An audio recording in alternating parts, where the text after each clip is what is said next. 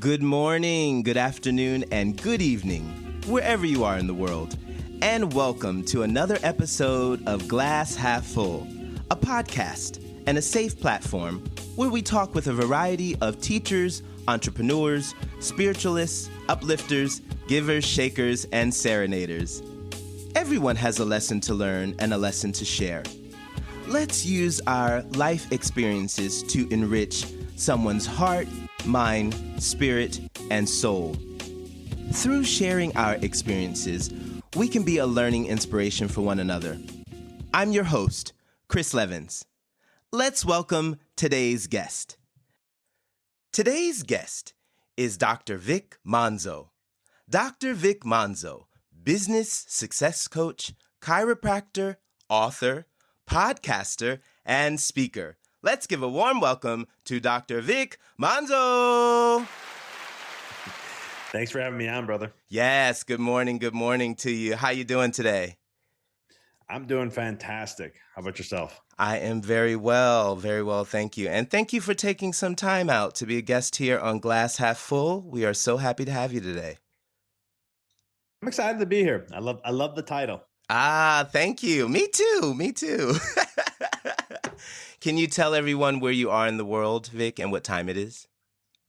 It's 7 a.m, just 7:06, and I live in Knoxville, Tennessee. Yes. All right, Tennessee. I don't hear any accent. I am not originally from Tennessee at all. Oh, okay. Well, we're gonna get into that. We're gonna jump right on in. I like to ask all my guests this first question. I believe that our lives are in spiritual design. Can you share your life layout or blueprint with everyone? How you grew up, where, your family lifestyle? Yeah, so originally I am born and raised in a small suburb out of Chicago called Melrose Park. Back then it was a very tight-knit Italian community. A lot of people, first generations and all different areas of Italy, people lived there, and it was tight-knit. It was all about the family. I was raised Roman Italian Catholic, so I had the Catholic background, and then I also had the Italian family where like every Sunday we go to church or a Saturday night, and Sundays was dinners at my grandma's house. Everybody went. Didn't matter what you had going on in your life. Didn't matter what was happening. It was family, right? It was always family first before anything else. And so I appreciated that, even though I had fun. It was I had cousins and stuff, so it was like we looked forward to getting together and playing and eating and picking out. It was just a lot of fun. 20 of us, roughly every Sunday. And growing up with that culture was great. It taught me and has built some of the things that I have taken from there. It'd be like, yeah, I am all about my family. It's family first before anything else. That's what matters most. Even financial success, if it's going to interfere with my family, then no, I don't do it, because that's how ingrained it is to me. Because I really believe that in life, we live in today's society. I'm not going to get on a soapbox or anything, but we do things a little bit backwards when it comes to values and what matters. And some people say, well, I just have to do this because of X, Y, Z. And there's a whole story, backing into that, but that's kind of where I grew up.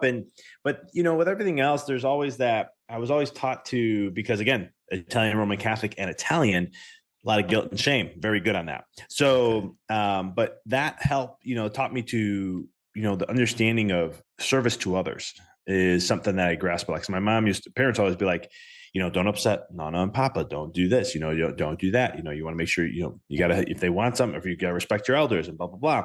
But it taught me to be raised.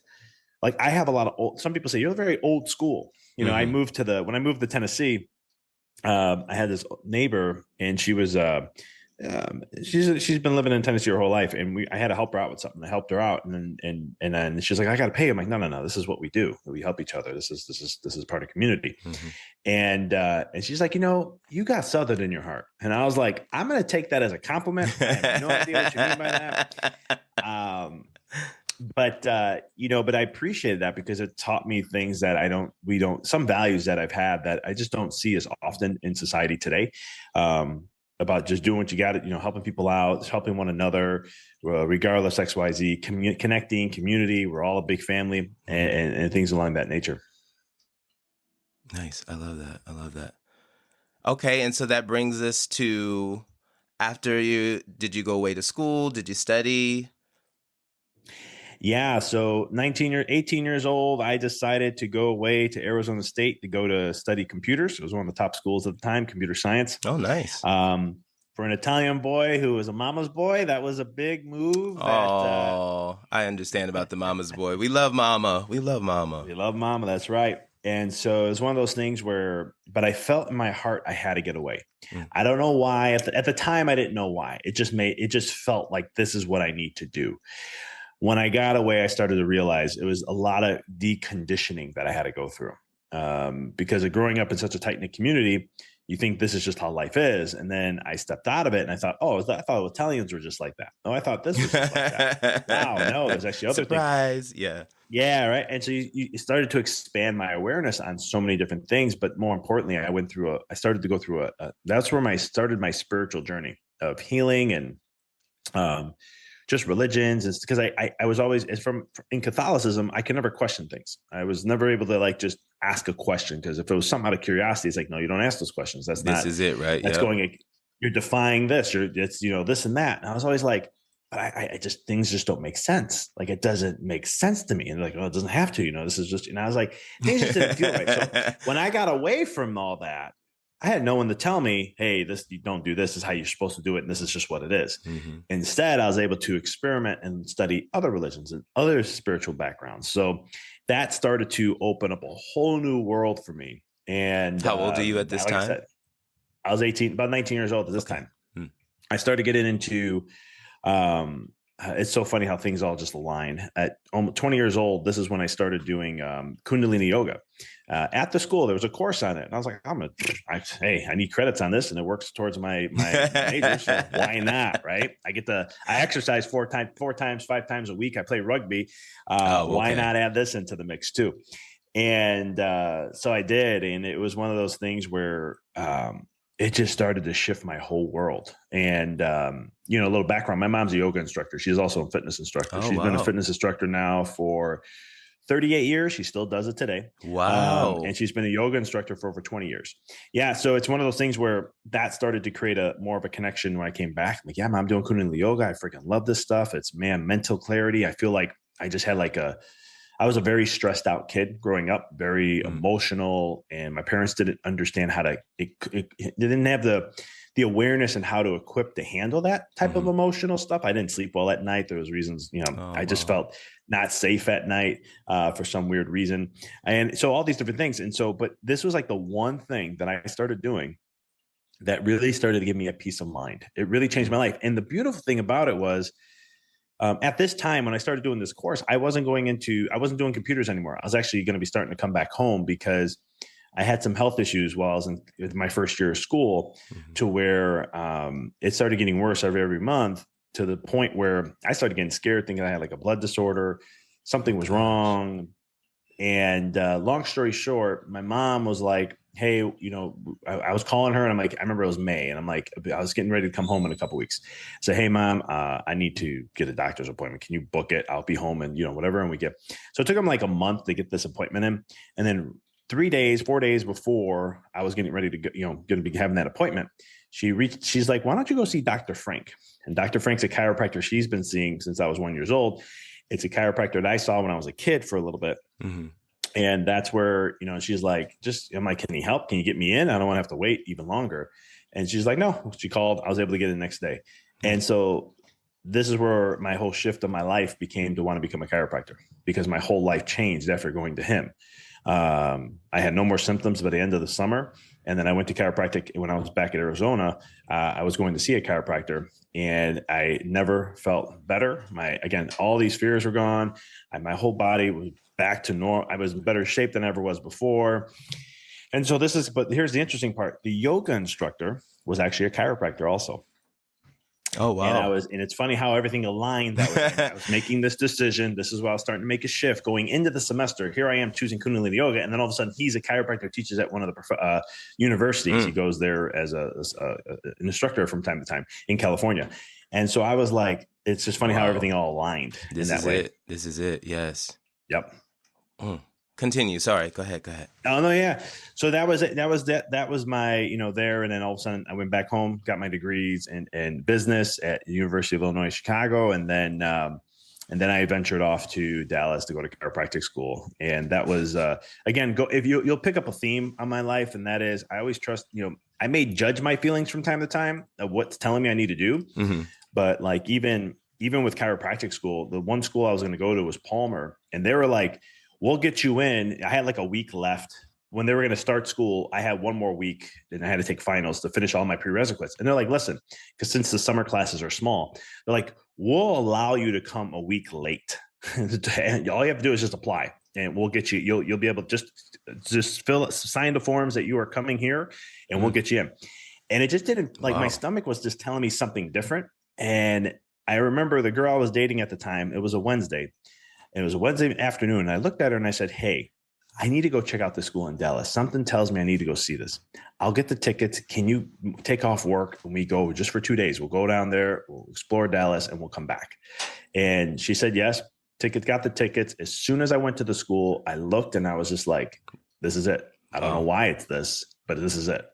And I'm so forever grateful that I did that because the experiences, everything that I went through in that whole journey, if you'd asked me what I was going to go through the next 3 years, I'd have been completely off, never expected it. It was so much growth and so many different levels.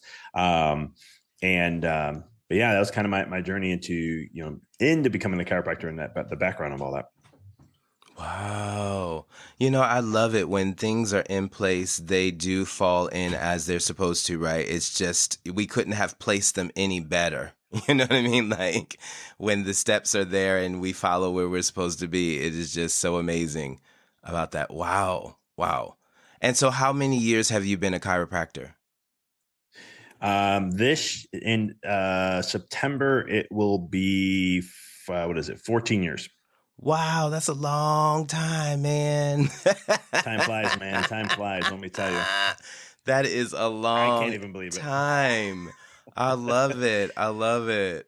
And you're doing so many things. You've got 3 books, an ebook, you've got a podcast. How do you find time to fill in all of these amazing things that you're doing and still have time for yourself and your family? It's something that I teach a lot because, if you look in the business world, they'll say to be more productive, you got to have time management. And, it's one of those things that time management's great, but it's more about energy management if you really want to play at a higher level, because like different things that I do, like when I mean by energy management is, let's say I got 2 hours of work and that's just what I'm going to knock out. If I can get into a flow state, like I can prep my mind, get my body right, get my feelings right, get everything centered. I can get what I can get done in 2 hours that normally will take like 8 hours. Because I'm so my intention is clear. I have clarity of what I want to do. And on top of that, I'm extremely focused. So yeah, I can map out 8 hours of work and 2 hours of here. Then I'm going to spend time with my daughter and I'm going to hang out with my wife. I'm going to go take my self-care. It's like, I'll get done, in a very short period of time. And my chiropractic business is what kind of helped me learn this, because a lot of times in chiropractic, in the chiropractic office, a lot of people go, oh, chiropractors have bank hours. They just, they don't work hard. Because it'd be like average chiropractor works about 26, 28 hours a week in their office. That's on an average. Some are more, some are less. The last couple of years of my practice, I was working 14 and a half hours a week. Wow.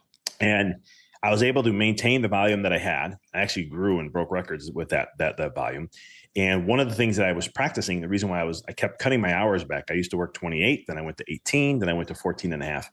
And what I was looking at doing is how much can I shorten up what I need to do, but also put pressure on me to be more effective with my patients, be very intentful, no small talk here and there. Didn't mind if it was there, but it was like I had to be so intentful on every little thing that I was doing and be crystal clear with it. And what ended up happening was I had better patient outcomes. I had better interactions with my patients. I was more aligned and more focused because I was more in a flow state. I was more centered. So I was able to pick up on things, be able to share what was needed, and patients appreciated those kind of things. Mm-hmm. And it actually grew the practice by working less. And that's kind of something that my practice was very pediatric and pregnancy focused. It was very family focused. And so there's a conundrum that, well, hey, if you're going to be that type of chiropractor, you need to have weekends, you need to do this, you need more hours for flexibility for moms and this and that. And I was like, no, this is what I'm going to choose. This is what I'm going to do. And I will attract the people that are going to be able to fit that schedule. And it's just a different paradigm, because a lot of times in life, and we do this in every fabric of life, we listen to others who are successful or have XYZ and then just become prototypes to them. Mm-hmm. And we never realize that we're not choosing what really matters to us or what's important to us. I'm all about efficiency. That is just something I'm very big on. I want to be as efficient as I can in every little thing I do, but be impactful, not rushing through. I'm the one thing I'm blessed with my dad. He was, I've learned physical labor since I was 6 years old working with him. He laid carpet as a side hustle, plus his whole full-time job. Wow. And it's one of those things just to make ends meet. So it's one of those things that, my mom had 3 jobs just to make ends meet. So we come from a very blue collar family, but seeing my parents work all the time, and having my dad having me go with him. My mom was I had my parents in last weekend, and my mom was talking about the one time. She's like, he used to get she's talking about me. She's like, he used to get so upset telling my wife that, he's like, I don't want to have to go with dad. Why do I have to go with dad to work? I want to go play with my friends and I want to go do this. And mom would like, I can't help you there. Your dad says he needs help. He needs help.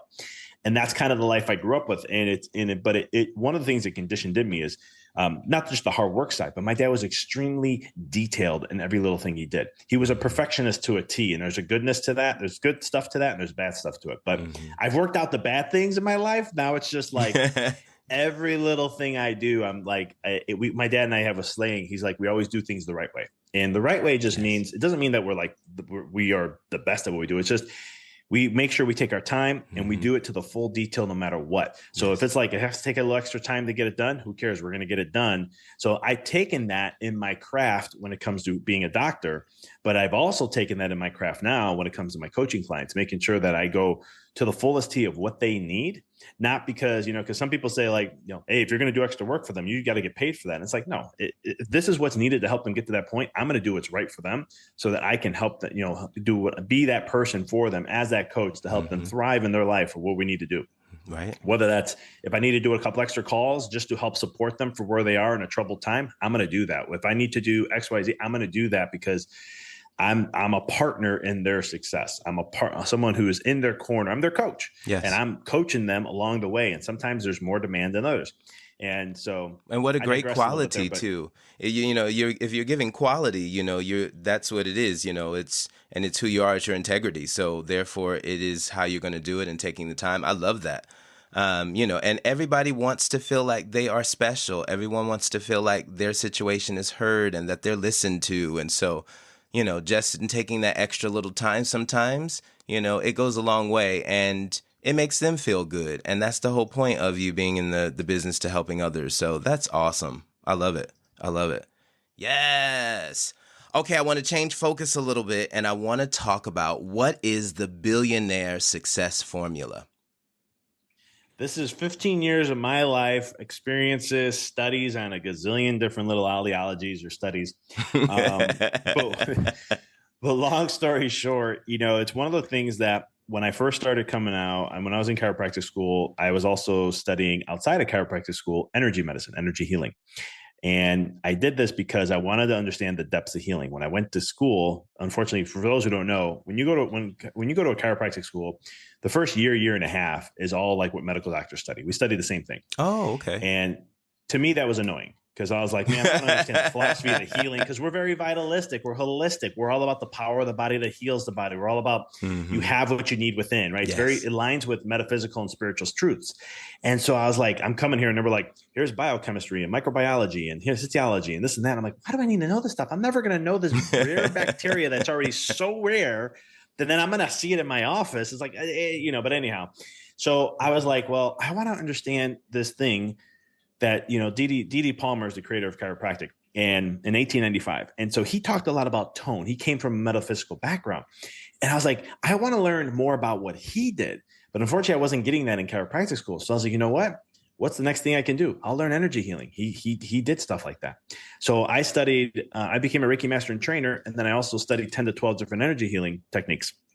Yes. What I didn't expect out of the process, because I remember my intention was, and this is what I love about life, because my intention was to go learn the depths of healing. Mm-hmm. I learned it. But what I didn't expect is understand universal laws, quantum physics, consciousness, how consciousness works, and so many other things when it comes to the fabric of our life and how we dictate our lives. And then, so with that, plus my neuroscience background just in chiropractic, but then also behavioral neurology, neuro-linguistic programming, all these different things, I started to puzzle the piece together, but I didn't do this initially, be straightforward and honest. When I got out of chiropractic school, I studied all the business people, self-help, personal development. I did everything I was supposed to do like they told me. 5 years later, I hit my financial You did the like they told you. Yeah, okay? I get it. So, yeah. And guess what? It worked, right? 5 years later, I hit my financial peak. Nice. I was burned out every 4 to 6 months. I was exhausted, fatigued, unsatisfied, unfulfilled. And I even thought about leaving the profession. So and in the first year and a half of my business, I ended up going bankrupt, not for the business, but personally. I had to make a choice, either close my office or go bankrupt personally to give me a chance to move forward. It's not like my business wasn't doing well. It was growing at a good pace. I mean, I was doubling almost every year, but the problem was back then, this is 2009, 2010 is when I opened up. So in 2010, we're talking about right after Rock October, 2008, 2009. Banks were so strict. Student loans, they didn't have any programs like they do now. No. It was like, they're like, you pay full price or nothing. So I had like a $3,000-$4,000 bill that I had to pay. And I was like, I don't know how I'm going to pay that. I'm not even making ends meet, plus food, plus my stuff for my business expenses and everything. There's just no way, that I can make ends meet. And so I put everything on credit cards just to try. I was like, I'll make the money. I'm determined. I'll do it. I'm going to help people. I have the passion. Everything's going to align. Yeah, well, that didn't go as well as I needed it to. And it was just accumulating more and more and more. So I had to make a choice. When I went bankrupt, it gave me that opportunity. As much as it was heartbreaking for me. It took me a year to make that decision. And there was other things that came up, like the breaking point for me. Like I already had to go bankrupt and I had to deal with that. And I was already thinking about it. The day of my grandfather's wake, my car got repoed. And I stayed at my parents' house and it got repoed. And it was by a simple mistake. It wasn't that I wasn't making the payments. I thought I was making the payments. There was something that happened in Chicago that Obama at the time was like, car payments, this and that. You can just go ahead and send this letter in and you don't have to make a payment for a month. And at that time, it was like only $350, but I was like, man, $350 for me is a lot right now. And if I can just save that 1 month, that'd be great. Well, I stopped the payment. I forgot to put it back on. Oh, no. That's what my mistake was. So 4 months later, and my car, here's the weird thing. They didn't have my phone number. They didn't have my email address, which was weird, to call me and let me know I had to pay. That was the weirdest part. So it was like I had to go through this. And so spiritual, divine, whatever, I had to go through this. So long story short, they ended up, I remember when it was gone and I remember getting a hold of them and everything. They're like, yeah, you haven't made a payment. I was like, listen, I have some savings. I'll pay the 4 months that I missed and I'll pay another 4 months on top of that. And they're like, no, you owe us $17,000 right now. And I was like, oh my gosh. Yep, that's it. Got to go. So again, I know I'm bringing the whole backstory to this thing. So I want you to understand, like, it's not just a simple formula. There's a lot of stuff that comes into it. But what ended up happening is in those moments, I went and did everything I did the opposite of what the business advice was telling me. Instead of reading 80 to 100, 60 books a year as the top CEOs read, or grind, hustle mentality, all that stuff, I switched everything around. So you know what? I'm going to focus on what's the two things that are the most powerful thing that attracts in life. So I started looking at all my old stuff, quantum physics and everything. And I said, well, we attract things in our life. We don't get things. We attract everything. The worst advice I was ever given is go follow your dream. Go chase your dreams. You're not supposed to chase your dreams. That's impossible. Your dreams come to you. Everything is attracted to you. We're an electromagnetic force. We know this by science now. We have something called a torus field around us. It's about 8 feet around us, created by your heart. It's a feeling. You have this field of force. And so everything's attracting to us in what we do. And so understanding that, I said, well, then if I am the creator of my life, why can't I just define success and have that happen? So sharing all this, here's the formula. It's very simple. The business success formula is basically your vibration or your vibe times your mind, your mindset, and you're multiplying that together and you're squaring that. And then you multiply that by inspired action, and that's going to be your success. And the reason why it's inspired action rather than just action is because when you are aligned in a vibration, the law of vibration states you can only experience in life whatever you're vibrating at. And so when you are in this specific vibe, and for those who are like, what is he talking about? Think of a frequency. Some people go, what is it? This is getting a little out there. But if you think of a frequency, you've all done this. You understand this. It's just, I'll put it in a framework where how you will. We've all tried to turn on a radio station to go to our favorite station. Let's say it's country music or whatever it may be. You have to tune into that frequency in order to get the music. Yes. You as an individual have to tune into a specific frequency to experience XYZ. And so I started to then, and when you're in that frequency, then all of a sudden you will have inspired action. You cannot ignore this because you're going to feel propelled to do something. You're going to have an idea that's going to come to you, or you're going to meet people and circumstances. Things are going to come to you, rather you going after it. And this is a whole different paradigm shift that we're going through in humanity right now. It's a different way. It's like upgrading our software, like on a computer. I like that. This is software that's more effective and it's less stressful. Because here's the thing. When I made this switch in 2016, I said I hit my financial peak. I took a 40% hit on my business on purpose by changing the way my office was ran, the way I was sharing chiropractic, and the being a little bit more strict on my care plans. And what ended up happening was, and here's the thing, I was grinding and hustling all day long. I totally flipped the script. I only did things when I felt inspired to, not feelings like feeling like, I don't feel like working out today, so I'm not going to. That's not what I'm talking about here. It's like, you can't ignore it. Like I get excited about something. Man, I really want to do this. This is exciting. I want to tap into this. I would follow those feelings. And a little over a year later, we were right back to where we were financially. Again, like I said, I worked 50% less, but it's using these principles to do this. I never had to worry about patients again. I didn't have to worry about new patients. I didn't have to worry about business anymore because I knew the controlling factor was not what I was doing. It was who I was being. How was I showing up? Where was my headspace? Yes. How's my mindset? Where's my focus? Right. And I started to work on those things. And this is how I tripled my, when I started to play, I started playing around with this before 2016. In 2014, I was doing well. I was looking at my income sales and I'm like, why don't I have money in my bank account? I should, when I was first starting out, when I thought making, $30,000 a month, I was like, I should be able to take all this disposable income. I should have a ton of this. It wasn't showing up in my bank account. And there was something I was like, what is going on? I remember limiting beliefs. I started working on my limiting beliefs and I started to look at subconscious programming. Yeah. Speak about it. Yeah. So I'll get into all this. So, cause it's all part of the formula. This is part of the mind side. So I started to look at it and I was like, you know what? I'm like, let me look at, I went to go with Google, like what's the top 10, limiting beliefs with money. And I had 9 of those. So all I did, here's the honest truth. All I did when I found those out, I started to address them one at a time and try clearing them out and creating more empowering beliefs. I didn't change anything in my office. I didn't change structures. I didn't change marketing plans. I didn't do anything. Everything stayed the same. I just literally looked at these limiting beliefs and I said, okay, I'm going to start addressing one at a time and just, I'm not going to rush through it. I'm just going to do the work and that's it. So what's an example of a limited belief? The money is the root of all evil. Money goes to money. Money only grows on trees. Those are just some of the common ones that I had. Or money, people who have money are greedy, things like that.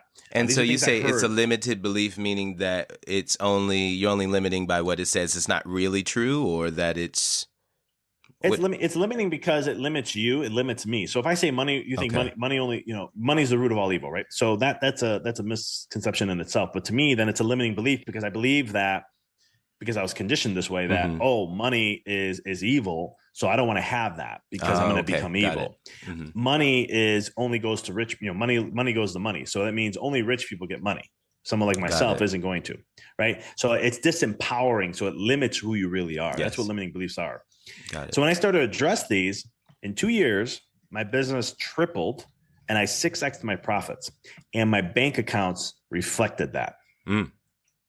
So that's the point where I was like, okay, I'm into this now.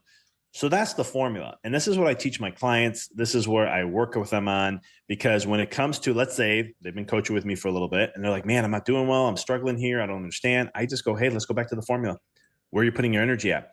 Because the thing about the mind and your vibe, remember, it's multiplied together and it's squared. So if you double that, you're actually quadrupling it.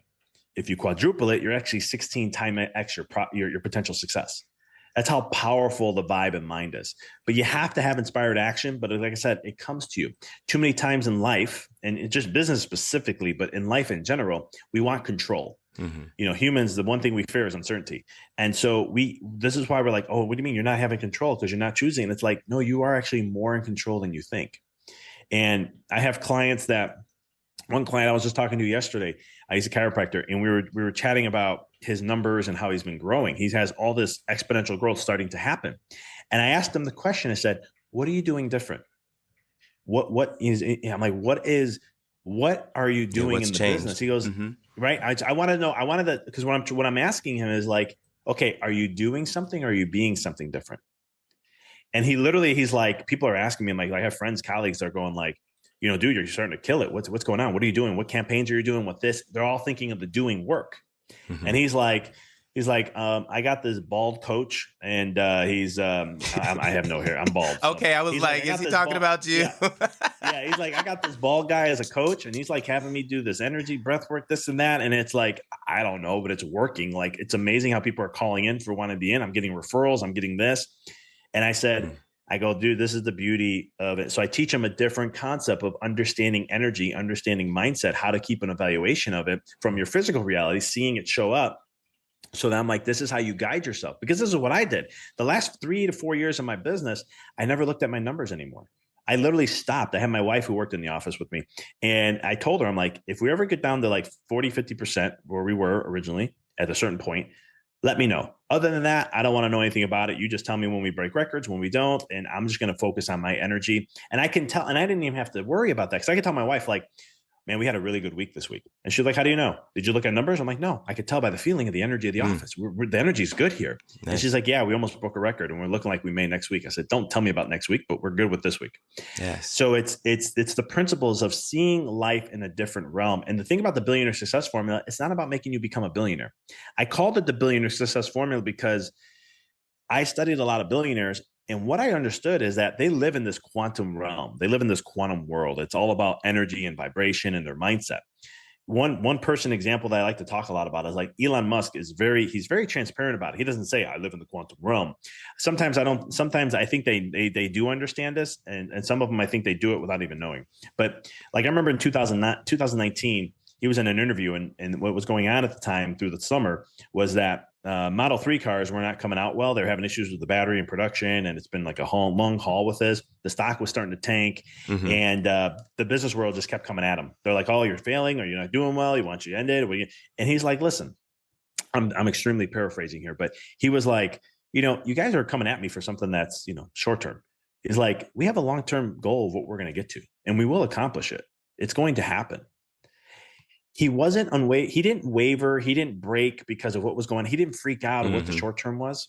He was centered in seeing the vision of where he wanted to go and knowing that it's going to happen at one state or another. It will work out. He just understood that realm. He just had to keep his mindset centered, keep his energy centered, and focused on where he's going. Well, we all know the story. A year later, he was the richest man in the world. Yeah. And then he did it again, right? He lost. Everyone was coming at him just recently. $200 billion you lost in net worth. Oh my goodness. The worst, most ever, this and that. I remember when I heard that come out, I told my wife, he'll be number one within a year. Hell, he was back to number one in 3-4 months. So it's the billionaire success formula is about understanding, the elements of not to become a billionaire. It can help you there, but it's more about you knowing how to take full control of your success and knowing that it's not about the actions of what I do. It's the being of who you are first, and then the doing just comes. And that is it. It starts with us first, and people are trying to do things from the outside in, and it's like you got to work from the inside out.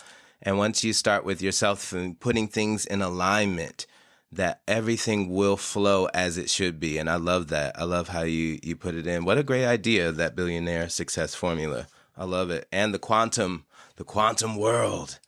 Sounds exciting just to say it. You got to be scientific in ways because, unfortunately, like I said, I used to call it the spiritual world a lot. And people are like, oh, this is woo-woo stuff, or this is religious. And I'm like, it's not religious. It's just the spiritual realms and how they work. And then quantum physics has come around and it's showing proof to all these things. And that's where I'm like, it's the quantum world. That's just what it all is. I love that. I want to ask you about how powerful is the subconscious, and how does the subconscious mind hold us back from what we desire? Oh, brother. Yeah. The subconscious controls 95% of your life. Bum, bum, bum, bum. Okay. 95%. 95%? That's a lot. That's a lot, my friend. So Ooh, if that means we're only living 5% consciously. wow. The unconscious mind or the subconscious mind, it is, so like the law of attraction, right? A lot of people sometimes say, oh, the law of attraction doesn't work. I'm like, it works regardless if you believe it or don't. But they're like, oh, it doesn't work. And because like, I tried thinking things through and I tried putting my thoughts in there and I felt good about it and it just doesn't work. And I said, we have to understand the law of attraction attracts things to you. What's the most pressing thoughts that you have? Mm-hmm. Now you remember, you have 50 to 70,000 thoughts that happen throughout a day. Wow. I'm not saying you don't pay attention to them all, but you have that many. Now, the unconscious mind, whatever is going on and what's constructed and built in there, that is what is going to dictate your vibe and dictate your day. And so a lot of times we don't realize that it's unconscious. You're not aware of it. Mm-hmm. This is why I promote so much and at full transparency with even myself. I'm always like, you got to have a coach in some way, shape, or form in your life. If you're in business, you must have a coach. I'm not saying that because I'm a coach. Just to have full transparency, I had a coach 6 months before I came out of chiropractic school, and I have never stopped having a coach since then. Now, And I'm sorry, go ahead. Oh, go ahead. So No, the go, coach, go. when you're saying that about like a personal coach, a health coach, what type of coach are we talking about? It could be any coach. If you're in business, a business coach. If you need if you're not in business, you have a life coach. It could be a health coach, because we have unconscious programs that we're unaware of, but a coach can see the blind spots. Okay. And they can help you grow and expand. I have a coach for nutrition. It's one of my best friends. I understand nutrition. So to give you a background, I've studied nutrition for 22 years. And so I have a lot of friends that come to me for nutritional advice. Wow. But I have blind spots just like anything else. So what I normally do is I say, hey, I'll call up a buddy of mine and be like, listen, here's what's going on. Here's what I'm looking at doing. Here's this. I'm going to give this all to you. You tell me what you think. What should I do? I leave it to him. And whatever he says, I'm not going to argue. I'm going to just take it and go. I'm a chiropractor, right? But I go to my chiropractor and he's my chiropractor. What I mean by that is I ask him for advice. Even though I understand and know it, I still ask him because he's my coach. I may be missing something. There may be something that he may see in a different realm or X, Y, Z. And then you guys can discuss about it.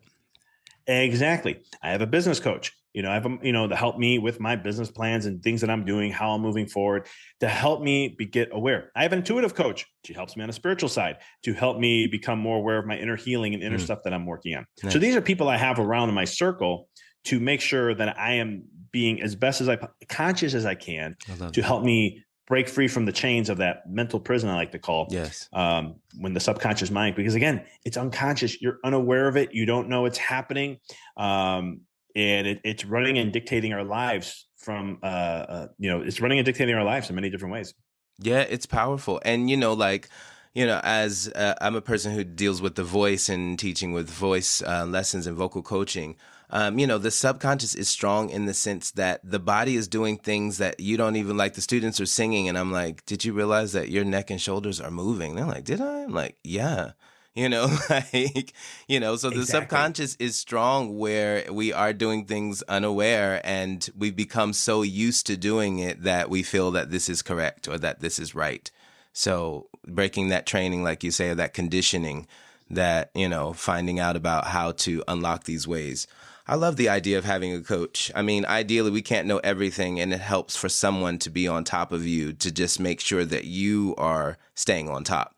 So that, like you say, they can see things that you're not able to.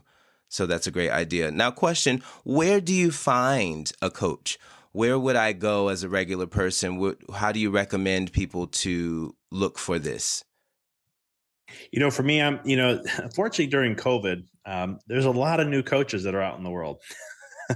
Yeah. And that's not a bad thing. But what happens is it saturates and you don't know who's really this is it. Authentic. Yes. I'm not saying this because I'm a coach and I'm making negative voice. I'm just being real. No, but you're being real about it. And you're right. There's a lot of people. How do we know? Let us know, Vic. What do we need to be looking for?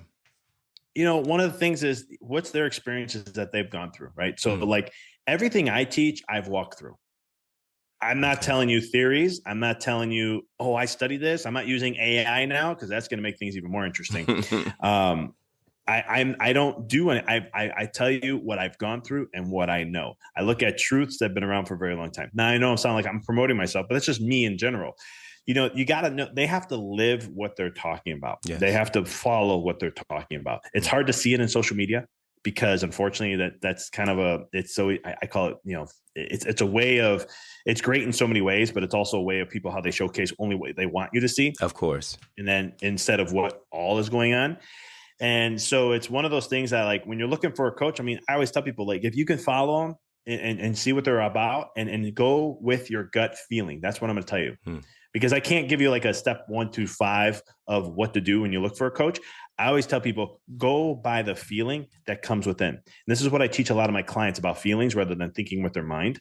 Because our mind, just to break this down, our left side of our brain can only process 5 to 7 bits of information 7 bits of information plus or minus 2 per second. That seems like a lot when you think about it. 420 bits of information in a minute. Is that 400? Yeah. So, but the thing is that's only 420. The right side of your brain can do 1 million plus in a second. Wow. The feeling side's on your right side.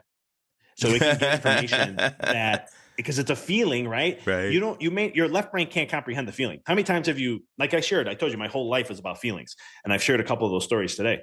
So you look at it like, you may have a feeling come up, or let's say you have an event that you're like, oh my God, this is horrible and this is bad. It's not horrible or bad. It's just your left brain can't comprehend it. Mm-hmm. Your left brain can't see the full picture. So that's why it's judging it based on your past experiences, your subconscious programming, all that things. But if you just tap into the feeling and trust, like say, okay, this is what it's going to be, or this is what my feeling is, even though this is not fun, I feel like I'm going to get through this. I feel like this is going to help me. I feel like, and that's going to guide you. So when it comes to picking a coach or anything in life, what's that feeling?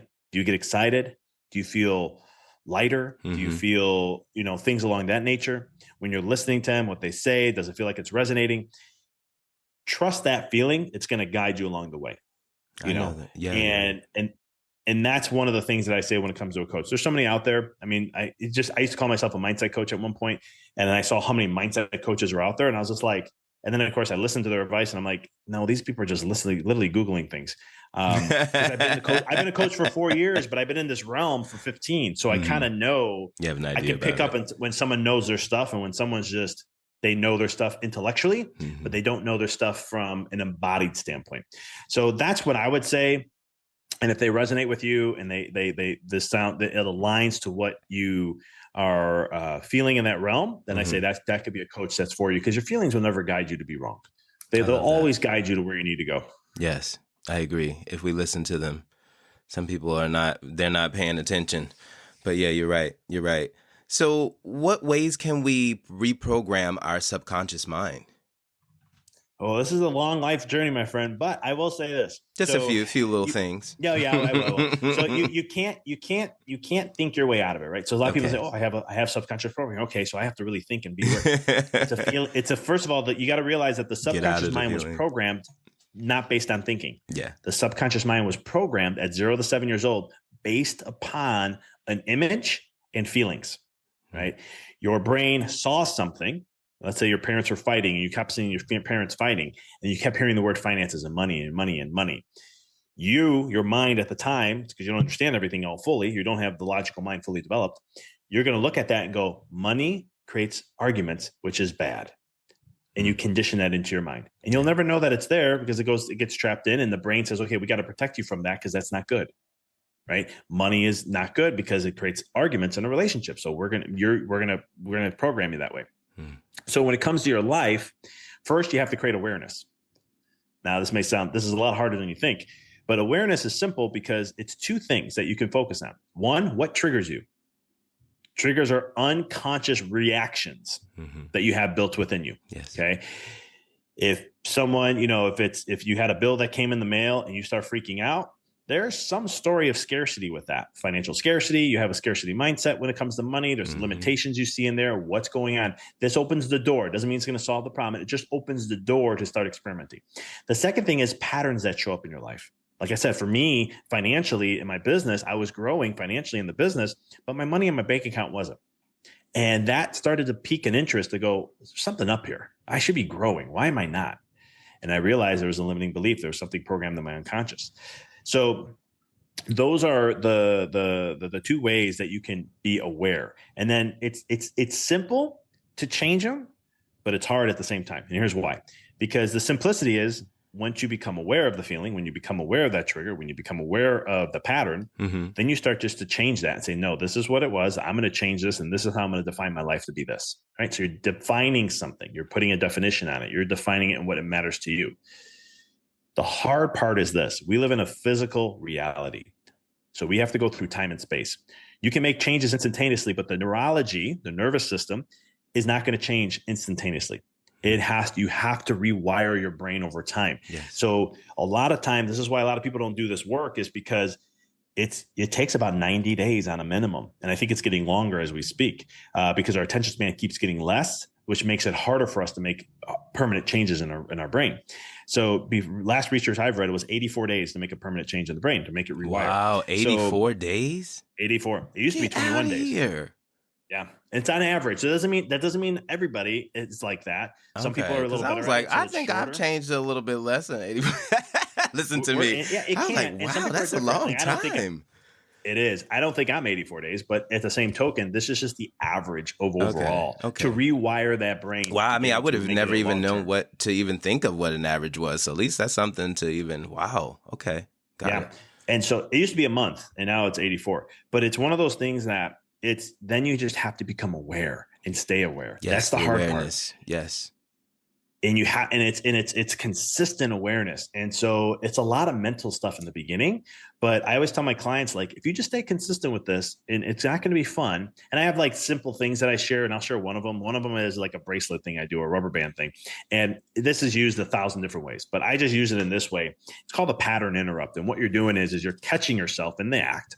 And then you have like a rubber band or a bracelet that has some elasticity to it. And you can do two things with it. You can either snap your wrist when it happens. This is called illicit pain response. And that is a pattern interrupt, because the brain's like, I don't like pain, because the brain's always paying attention to pain or pleasure. So you're creating a pain response or associating it to that limiting belief or that subconscious programming, whatever that may be. And then you have a moment to shift, and you can go ahead and say, this is what my empowered belief is going to be. And you tap into the feeling and you instill it and so forth. If you don't like doing that, you can just switch the bracelet or rubber band to the other side, which is going to be a pain in the butt eventually. And then that's going to elicit a pain response, pattern interrupt, and it gives you an opportunity to redefine. So you're course correcting a gazillion times in the beginning. Mm-hmm. By the second month, it's starting to get a little easier. By the third month, you notice you're not doing it as much. By 4 and 5, you're kind of on autopilot already. Yes. Wow. Ooh. So it's a process. You know what isn't a process in life? You know what I mean? Like, what isn't? So ideally, if you really want to do the work, just get ready for the process. It's the idea, right? Well, we live in a world. What is it all? Oh, you can. I love seeing this when I see marketing, and I'm so against this marketing. But it's like, oh, I'll help you have 7 figures in 6 months. I'm like, 7-figure business in 6 months. Really? That's going to help an individual who's just starting up. You're going to do that for them. I'm not saying it doesn't happen. But, I've learned that it's legally you can say that if you helped one person like that. I'm like, oh my goodness. Oh my gosh! Wow, that is. Oh my gosh. Now that's huge. That's a huge difference, isn't it? Well, thank you for that bit of information. I love that. I love how you broke down as well the pattern interrupt. I like that. I had never heard that before, but I love these terminologies, these tools, these vocabulary words. So good. So good. Let me ask you, what does success mean to you? In one word, that's fulfillment. And then I have to define fulfillment. Go ahead, break it down for us. Right. Yeah. So it's fulfillment to me. But what that is if just choosing what I want to experience in my life and having that happen. And that's in every fabric: business, money, relationships, health, mindset, spiritually, emotionally, mentally, all those. What is that? What does it look like in experiencing that? I love that. Your own choice. Well, a lot of people don't know what they want. And that's where we start, right? A lot of people don't even know what they want. So for them to be able to try to decide. So that's awesome. That's awesome. And a very easy definition to swallow and understand. So thank you. My pleasure. Thank you. I want to ask, if you had a tagline, something that you would be remembered for, remembered by, what would it be? There are no rules to life except the ones you create. Ooh, that's t-shirt worthy. Yes. Go ahead and repeat that one more time for us. There is no rules to life except the ones you create. Wow. I love it. I love it.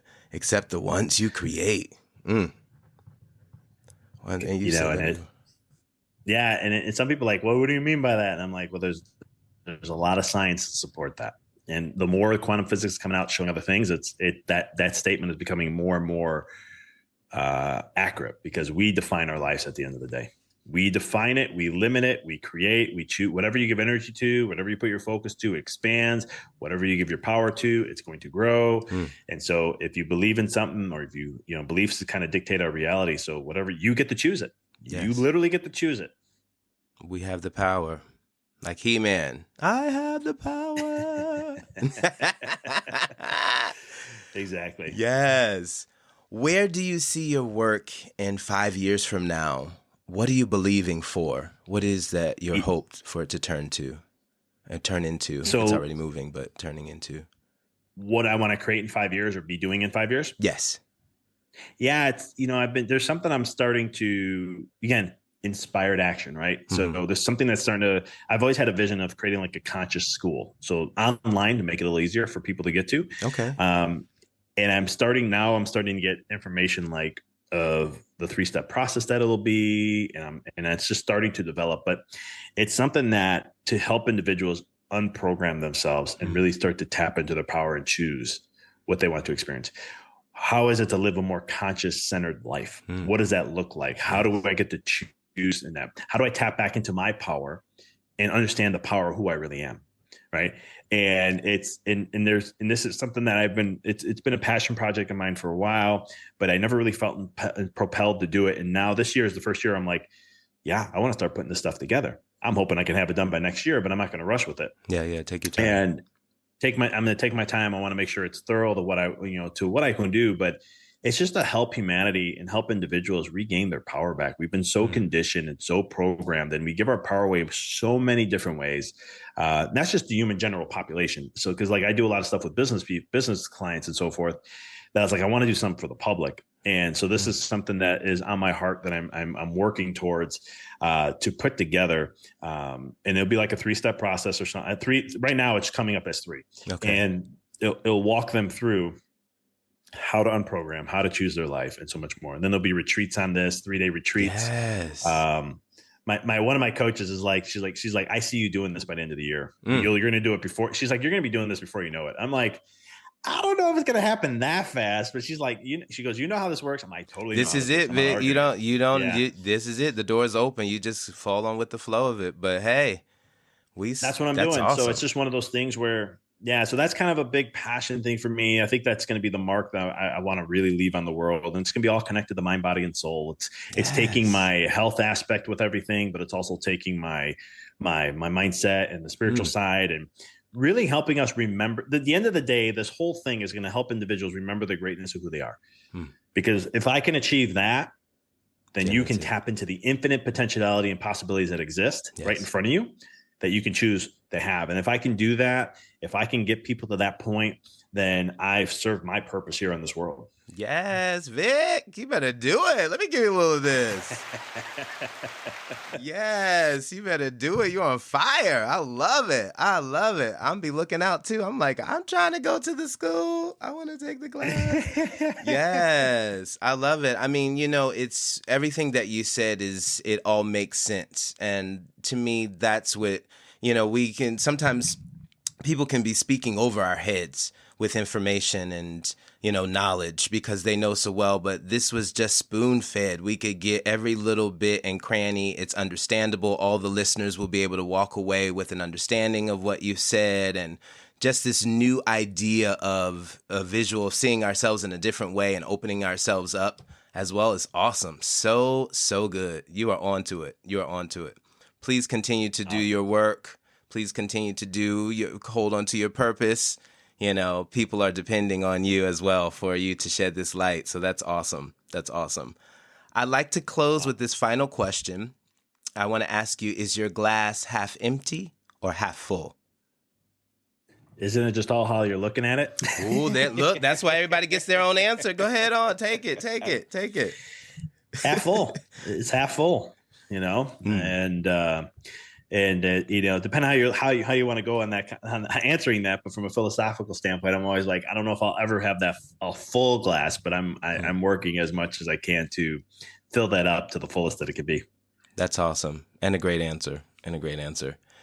Can you tell everyone if they, do you have any final thoughts for our listeners? Anything you like to, you left us with a lot of stuff, but something that you want to feel that we didn't get a chance to talk about your books. You do have some books out there. The newest one is Decoding the Matrix, Unleashing Your Potential and Starting Your Spiritual Awakening. Is that correct? Yes, sir. Okay, excellent. Yeah. And then we have A Walk in the Dark. And Rediscover Your Greatness, a guide to creating an inspired and fulfilled life. I love that. And then the ebook is Power of Visualization as well. And that's free. That's available as well. Free. That's free on there. Thank you for some free merchandise. Some people, they need that to start.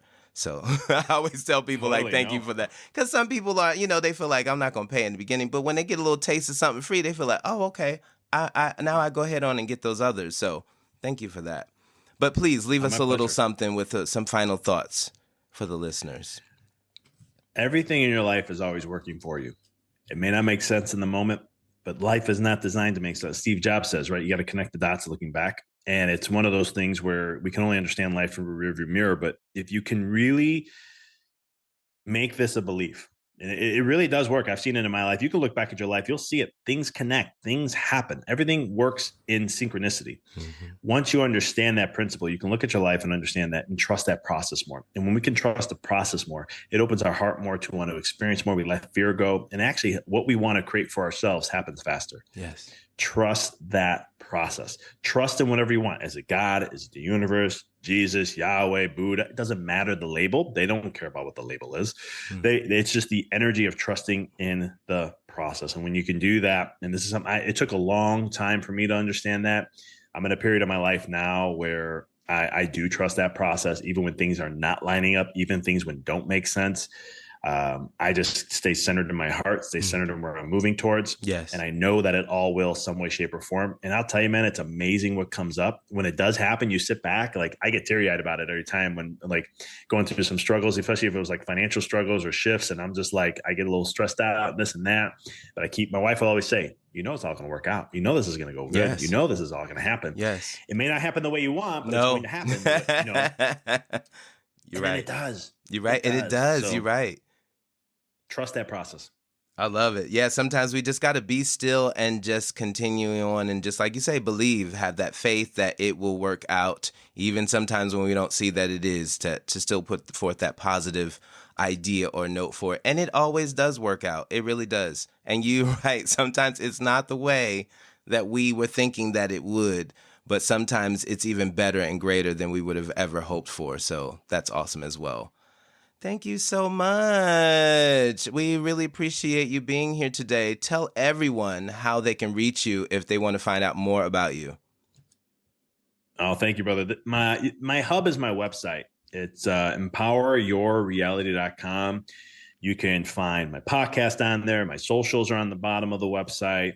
I have my books on there, a couple of freebies, the power of visualization and so forth. And then if you're in business or looking to start up and you like what I've been talking about and you're looking to see if we align, if I can help in some way, shape, or form, I do a free clarity call for those who are interested. Serious inquirers only, but it's one of those things where we have a discussion for about 20, 30 minutes and I'm getting to know you really to see, one, if we're a good fit. And then number two, if I can help you. And if I can, I'll share what that is and how I can. I love that. Thank you so much. And Empower Your Reality is all one word, alloneword.com. And all of this information will be listed when the podcast is posted so they can find it easily underneath for that. Yes, thank you so much, Vic. We really appreciate you being here. And you really dropped some deep information. We love it. I'm excited to go back and listen again. We were left with really great things talking about the energy healing and energy management. The quantum world, the limited beliefs, programming in our subconscious, pattern interrupting, lots of amazing things that we were left with, talking about the subconscious as well. And, Yeah, you left us with a lot of things that we are going to be digesting for a little time over. So we appreciate you. Thank you so much. Thanks for having me. This was a lot of fun. I enjoyed the convo. Oh, awesome. Well, you have a great morning and a good day, and we will talk with you soon. Thank you for being a guest here on Glass Half Full. Thanks, brother. Yes, you take care. You too now. Thank you. Bye-bye. And thank you to all our listeners listening in to another episode of Glass Half Full, a podcast and a safe platform for everyone to share their life experiences. Once again, I'm your host, Chris Levens. Please subscribe, follow, and rate this podcast on Apple Music and Spotify for more learning experiences. Until next time, know you are blessed. See ya!